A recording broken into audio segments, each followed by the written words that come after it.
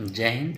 आज हम लोग डिस्कस करेंगे कि अगर किसी बॉडी पे नेट फोर्स जीरो हो तो वो कैसे मोशन करेगा।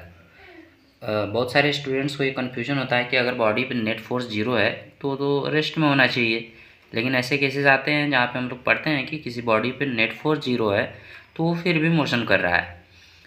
तो यहाँ पे हम लोग डिस्कस करते हैं कि ये आता कैसे है। देखिए, जैसे ये हमने एक ब्लॉक ले लिया है, ये ब्लॉक इस टेबल पे रखा हुआ है और ये हम लोग मान लेते हैं कि ये ब्लॉक का जो नीचे वाला सरफेस है और इस टेबल का जो टॉप सरफेस है, ये इस पर फ्रिक्शन फोर्स लगा रहा है 4 न्यूटन का। ये हम ले लिया, ये 4 न्यूटन का ये इस पर फ्रिक्शन फोर्स लग रहा है। ये जो ब्लॉक है इसके नीचे वाले सरफेस से और इस टेबल के टॉप वाले सरफेस से 4 न्यूटन का फ्रिक्शन फोर्स लग रहा है। तो अगर हमको इसको मूव करना है, इस ब्लॉक को अगर हमको मूव करना है तो हम अगर 4 न्यूटन फोर्स लगाते हैं तो ये मूव नहीं करेगा, हमको इससे ज़्यादा फोर्स लगाना होगा। लेकिन हम लोग देखते हैं कि जितना फ्रिक्शन फोर्स है उतना ही एक्सटर्नल फोर्स लगा है, फिर भी ये मूव करता है। तो ऐसा सिचुएशन आ जाता कहाँ से है, ये हम लोग जानेंगे। जैसे देखिए, हम इस ब्लॉक को एक हम फोर्स लगाएंगे, जो हमारा फोर्स इसको मूव कराना है तो हमें इस 4 न्यूटन से ज़्यादा फोर्स लगाना होगा। तो हम क्या करेंगे, इसको हम 4 न्यूटन से थोड़ा सा ज़्यादा फोर्स लगाएंगे। ऐसे हमने फोर्स लगाया और ये मूव करने लगा। बस यहीं थोड़ा ध्यान देना है कि अब जो ये फोर्स लगा रहे हैं हम, ये बहुत ही फ्रैक्शन ऑफ टाइम के लिए, बहुत छोटे समय के लिए, बहुत ही छोटे समय के लिए फोर्स लगाएंगे और हम फोर्स को तुरंत रिड्यूस करके 4 न्यूटन पे ला देंगे।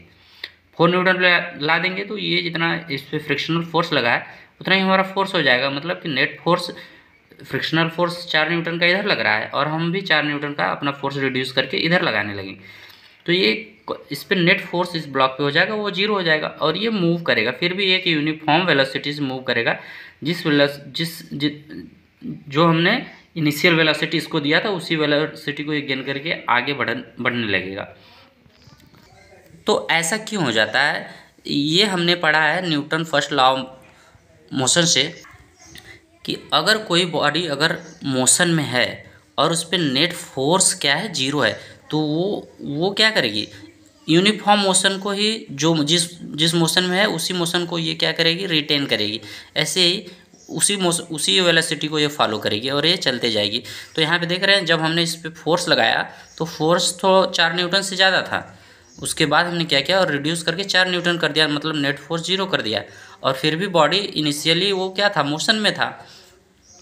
जब हमने जीरो किया उसके पहले वो मोशन में था, तो वो क्या करेगा, वो मोशन में ही रहेगा। ऐसा हमारा कहता है लॉ ऑफ इनर्शिया। तो इससे हम समझ सकते हैं कि ये क्या ऐसे सिचुएशन आ सकते हैं जिससे कि हम एक्सटर्नल फोर्स के बराबर ही उसका फ्रिक्शन फोर्स है, अगर उतना एक्सटर्नल फोर्स है तो भी बॉडी मूव करेगा। Thank you.